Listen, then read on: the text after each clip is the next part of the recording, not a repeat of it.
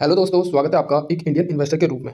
दोस्तों, जैसा कि हम देख सकते हैं कि हमारे निफ्टी 50 में जो फर्स्ट हाफ में हमें यहाँ पे गिरावट देखने को मिली थी और सेकंड हाफ में जो है हमें तेज़ी देखने को मिली है। और जो है आज जो है मार्केट ने फिर से एक न्यू हाई यहाँ पे लगाते हुए देखने को हमें मिल चुका है। जैसा कि हम देख सकते हैं कि 52 वीक हाई जो है हमारा वो आज के दिन हमें देखने को मिल रहा है। वो कितना है? 22,252।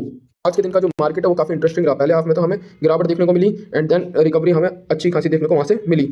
अगर हम देखें तो ऑलमोस्ट 1.5% के आसपास की रिकवरी हमें देखने को यहाँ पे मिली है, जो कि 0.74% इंक्रीज होते हुए हमें देखने को मिला है यहाँ पे 162.40। तो आज के दिन जो है हमें निफ्टी में कुछ इस प्रकार की हलचल होते हुए देखने को मिली है।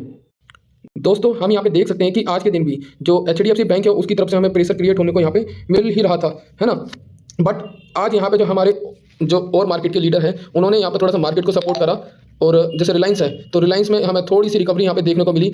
एंड उसके बाद अगर हम बात करें TCS की, जो कि IT सेक्टर की सबसे बड़ी कंपनी है, तो इसमें भी हमें तेजी देखने को मिली, जिस वजह से जो ओवरऑल हमारा जो इंडेक्स था उसमें हमें एक रिकवरी फॉर्म होते हुए देखने को यहाँ पे मिल चुकी है। नेक्स्ट दोस्तों, अगर हम बात करें पेटीएम की, तो पेटीएम में हमें 5 दिन के अंदर 19.85% की तेजी देखने को मिली है। बट यहाँ पे जो नए लोग होंगे उन्हें लगेगा ये शेयर तो काफ़ी तेजी में ऊपर जा रहा है। बट इसके पीछे कि अगर जैसे ही आप 1 महीना करते हैं तभी जो रिजल्ट है वो आपको देखने को यहाँ पे मिल जाएगा। और जो वो तेजी हमें देखने को मिली है वो इसी वजह से मिली है कि लगभग 1 महीने के अंदर ये शेयर हमारे को 50% डाउन होते हुए देखने को मिल चुका है। तो जब इतनी बड़ी गिरावट होगी तो उसके पीछे थोड़ी बहुत तो तेजी भी आती है। और जैसे ही इसका उल्टा भी होता है कि जैसे ही हमारे शेयर कोई बहुत तेजी से ऊपर जाता है तो उसी स्पीड से नीचे भी आता है। एंड जैसा हम देख सकते हैं कि 5 दिन में जो हमको तेजी देखने को मिली है। बट अगर मैं बात करूं पेटीएम से रिलेटेड खबर की, तो जैसा हम यहाँ पे देख सकते हैं कि पेटीएम की जो है हमें डेली डाउनलोड्स डिक्लाइन होते हुए देखने को मिल रहे हैं सिंस फरवरी 1 से। ठीक है, राइवल भीम UPI witness a 49% increase in daily downloads during this time according to app figure data. ठीक है, तो क्या है कि हमें जो है भीम UPI जो कि राइवल है, मतलब दुश्मन है, उसके 49% इंक्रीज होते हुए मिल रहे हैं डेली डाउनलोड्स इस समय के दौरान। हम बात करें daily downloads of Paytm app has fallen since February 1, a day after Reserve Bank of India imposes curbs on Paytm Payment Bank।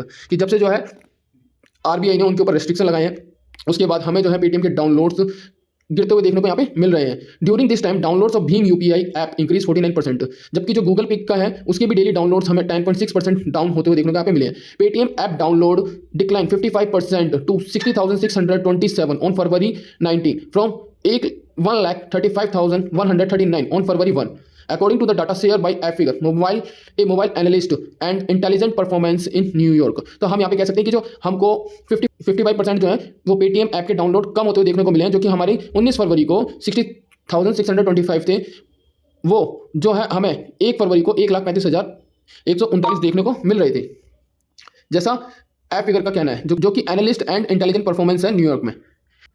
Next हम देख सकते हैं कि Bhim UPI downloads jump to 3,31,781 on February 19 from 2,22,439 on the first day of this month. तो हम देख सकते हैं कि जो राइवल है भीम UPI उसमें किस तरीके से हमें तेजी देखने को मिल रही है। अगर हम डाउनलोड्स की बात करें तो अगर हम यहाँ पे 5 दिन की तेजी देखें पेटीएम में तो हमें अच्छी खासी तेजी देखने को मिल रही है। But in a long time अगर इस स्टॉक की जो रेस्ट्रिक्शन है वो हटा भी दी जाती है तो ये इतनी जल्दी अब यहाँ से कवर करने वाला नहीं है जो इसमें गिरावट देखने को मिली है। क्योंकि क्या होता है कि एक बार अगर इस तरीके की कुछ खबर आ जाती है तो उसके बाद जो कंज्यूमर होते हैं, जो कस्टमर होते हैं, उनका भी ट्रस्ट हट जाता है। इस वजह से अब हमें जो इसके बिजनेस में हमें इतनी तेजी उस स्पीड से काम करते हुए देखने को यहाँ पे मुश्किल मिल पाएगा। तो अब हम कह सकते हैं कि जो इस शेयर के अंदर अभी इन्वेस्टेड थे उनको काफ़ी लंबा समय लग सकता है। अगर RBI की सारी गाइडलाइंस यहाँ से हट भी जाती हैं, इस शेयर को क्लीन चिट मिल भी जाती है, उसके बावजूद भी हमें जो इसका पुराना लेवल है, जैसे कि अगर हम इसके मैक्स की बात कर लें तो जो 2000 के आसपास का जो इसका लेवल था उसको वहाँ तक पहुँचने में काफ़ी दिक्कतों का सामना करने वाला है और उसमें काफ़ी टाइम भी लगने वाला है। क्योंकि बात यहाँ RBI के रेस्ट्रिक्शन की नहीं है, बात यहाँ पे कस्टमर की ट्रस्ट की भी होती है। और अगर कस्टमर का ट्रस्ट एक बार कंपनी के ऊपर से उठ जाता है तो वो दूसरी बार उस कंपनी में इतनी जल्दी आने की नहीं सोचता है। यही रीज़न है जिस वजह से कि अब हमें पेटीएम के शेयर के अंदर अगर 2000 का लेवल देखना होगा तो हमको काफ़ी लंबे समय तक वेट करना पड़ सकता है। और अगर कोई ये सोच के इसमें इन्वेस्ट कर रहा है कि चलो एवरेज कर लेते हैं इस चीज़ को लेकर के, जैसे ही शेयर ऊपर आएगा तो हम अपना एवरेज जो अपना पैसा फंसा हुआ है उसको निकालेंगे, तो दोस्तों मैं कहना चाहूँगा कि इस तरीके की गलती नहीं करनी चाहिए। क्योंकि ये जो केस है अभी RBI के हाथों में ही हमें देखने को मिल रहा है, इसके ऊपर रिसर्च होगी, इसके ऊपर जो भी एक्यूज लगाए गए हैं वो सारे अभी उनके ऊपर जो है हमें जांच होते हुए देखने को मिलेगी। तो जांच जो है काफ़ी लंबे समय तक चलने वाली है, जिस वजह से इस शेयर के जो प्राइस है उसमें हमें ज़्यादा अपसाइड तो देखने को नहीं मिलने वाला है।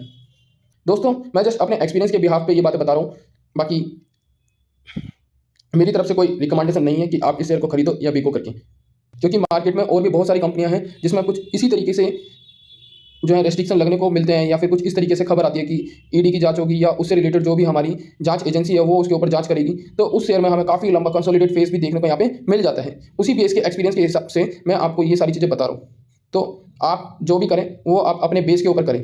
आपको कोई भी शेयर खरीदने या बेचने से पहले उस कंपनी के बिजनेस के बारे में पता होना चाहिए, वरना ये 5 दिन की तेजी देख के बहुत सारे लोग इसमें निवेश तो कर लेंगे, बट जब ये शेयर यहाँ से कोई मूवमेंट नहीं दिखाएगा तो लंबे समय तक रहने के बावजूद भी इस शेयर को लॉस में बेचकर चले जाएंगे।